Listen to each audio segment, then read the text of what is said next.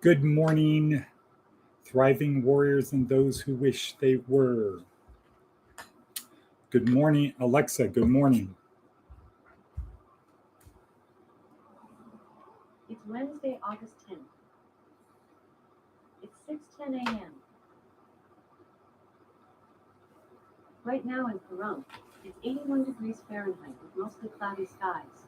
Today's forecast has some sun and thunderstorms, with a high of 97 degrees and a low of 76 degrees. Aha! So I did it. It turns out you can set sort of like automations on Alexa. So all I have to do is say, and I will hear the weather, the date, and the time. So great. Good on that. 1 minute in. Here we are at Thriving Warrior Career Services, where our goal is to help you get from point A, where you are, to point B, which is better. And we do that through these short little breadcrumb videos, as Professor Nancy Kane would say, little breadcrumbs, little nuggets of information that are easy to follow and lead you someplace better. Today, we are going to talk about what kind of a person do you want to be, this or that, as the notes say down below. Don't forget to subscribe, push the bell, just do it now. So this or that, not tit for tat, kind of my favorite expression, tit for tat, not tit for tat, this or that. Which do you choose to be? And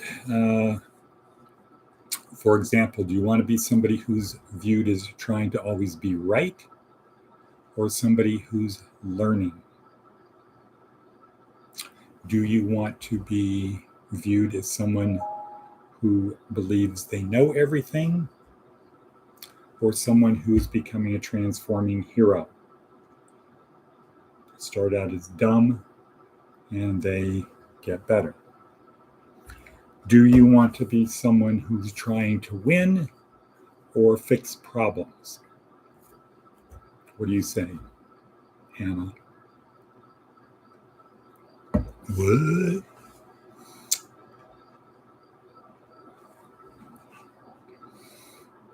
Which kind of person do you want other people to view you as? Someone who's always right, who always tries to be right, or someone who's learning? Someone who knows everything, or someone who's a transforming hero? Someone who's out to win, or someone who's out to fix problems? I would say to you the best thing is the latter choice. The other thing, be the person who's viewed as learning, be the person who's viewed as transforming, transforming hero, meaning you're becoming a better person. Be the person who's viewed as fixing problems, not the person who believes they know everything. Let me just check, see if there's anything. I'm getting a lot of emails from Wisconsin. That's a good thing. Okay, so we are about 4 minutes into it. What kind of person do you want to be viewed as? Right versus someone who wants to be right versus learning? What does the first law of power teach us? What is the first law of power? Justin. I can't hear you. Justin, what is the first law of power? Right. Power perceived is power achieved. If people think you have power, you do. And power is just the ability to get people to do what you want. So if you want people to think you're smart, if you get them to think you're smart, you are smart. So first law of power is power perceived is power achieved. If you want people to think you're somebody who's always learning, act like somebody who's always learning. If you want people to think you're the transforming hero, act like the transforming hero. If you want people to think you're out there fixing problems, act like you're out there as a person who's out fixing problems. Okay, so that is number one on our hit parade. Number two, Jordan Peterson, Abraham. This is an important thing, is if you want to be viewed as the transforming hero, the person who's learning, the person who's fixing problems, take the approach of the video that's in the notes down below. Jordan Peterson, where God said to Abraham, leave this place. And Jordan Peterson breaks it down pretty well. Because if you go someplace different, if you leave what you know, you're automatically in a position of having to learn the things that you don't know. It helps you become a learner because you got what's going on here. You now have the opportunity to become the transforming hero because you're not the know-it-all. And then third, you now have to fix problems. You are not out there trying to win. You have to fix the problems of life that you encounter in this new place. And I think that's a message we're going to give people in prison now, is you really need to go to a place you don't know. Don't go back to where you know everything. And number three, let's see what Seth Godin has to say about this topic. Seth's blog for today, which is in the notes down below. Don't forget to subscribe, click on the bell so you get notifications. When do we get to the marketing part? It was early in the development of a new product and someone asked this question. What was the question they asked? When do we get to the marketing part? I'm not sure the word marketing means what you think it means. Later, we'll get to the promotion and advertising part. So let's break this down. So someone is saying, when do we get to the marketing part? There's a new product development. Someone says, when do we get to the marketing part? And more experienced person there might say, I'm not sure the word marketing means what you think it means. And then they go on to say, later we'll get to the promotion and advertising part. But right now, this is marketing, all of it. Everything we're doing is marketing. When you're coming up, when you're in early development of a new product, it's all about marketing. The product, the warranty, the term, the team, the color choices, the pricing, the way it feels in your hand, the urgency we have to tell our friends. If you wait until you're done before you do the marketing, you've waited far too long. Okay, how does that apply to us? Well, guys, first law of power, power perceived is power achieved. We're always marketing ourselves. People are always judging us. It's what we do. It's why we are here as humans, or as living creatures with brains. We have to figure out who is friend or foe, what is safe or not safe. So not really a good idea to buy into this new age concept of don't judge people until you know them. Unfortunately, we are programmed, we have evolved to be judging machines. So we're always doing it. People are always judging you. Okay, maybe you say, well, I'm not going to judge people because I'm superior. All right, well, that doesn't mean they're not judging you. And it doesn't mean they're not doing it subconsciously, non-consciously, because we have to always figure out who's who in this zoo. So we are always marketing ourselves, whether we like it or not. The way we appear, the things we do, the words we use, the inflection in our voice. Are we positive? Are we negative? Do we give people energy? Do we take energy? We're always being judged. You're always marketing yourself. People are always judging. That's when we get to the marketing part. The second we wake up in the morning and we make our first decision of getting out of bed, of reading, of going back to sleep, or whatever it is we decide to do. Aha!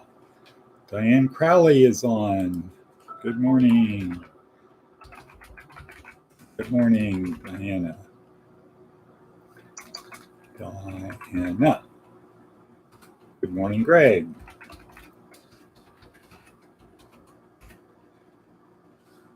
I'm wondering where the lock is. The good lock, because I think I'm going to put it on my door. So here's what's happening. Today, we're heading out in 10 minutes to the Oasis. We're heading to the Oasis. Looks like everybody's gone. Looks like they signed on and then they left.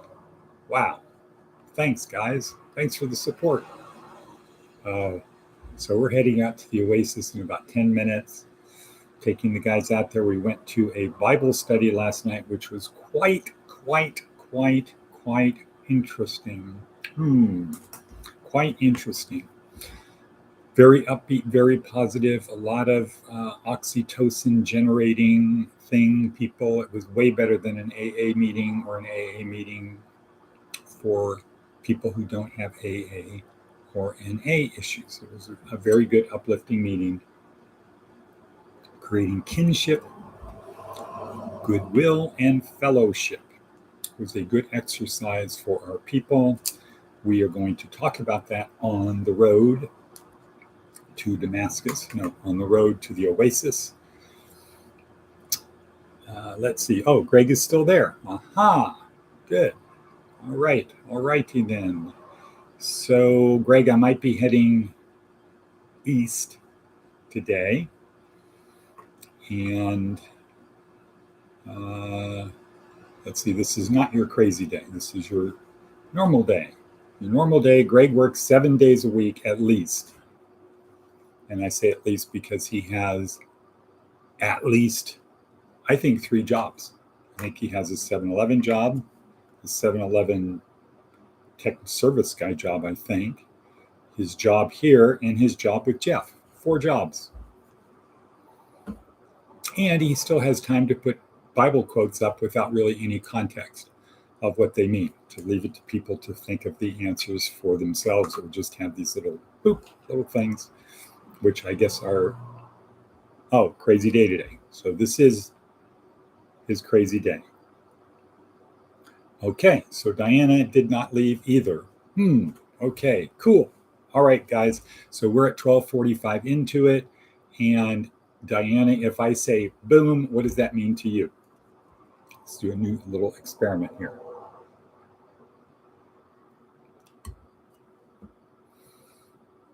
Waiting. Boom means what? How about you, Greg? We're waiting.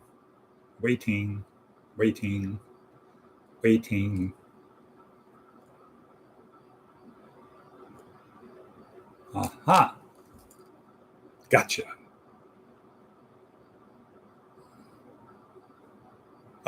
There we go. Diana got it. Good. Good point. Good job. Here's the Starbucks card for you. Next time I see you. Yesterday was the only easy day. Navy SEAL Maxim, yesterday was the only easy day. Today, we are going to push ourselves a little bit more and do a little bit harder. We are going to become comfortable being uncomfortable. We're not going to judge. We're not going to compare our behavior to other people. We're going to compare us to how we were yesterday. And we're going to try to be a bit more samurai. Good morning, Sayer. Good morning. Someone's going to be showing up at 7 o'clock to fix the leak in the roof. Okay? Just so you know, hair looks good. And with that, people, I will say Auf Wiedersehen. What? And I said, what? Okay, that's it. And cut. Cut? Okay, cut.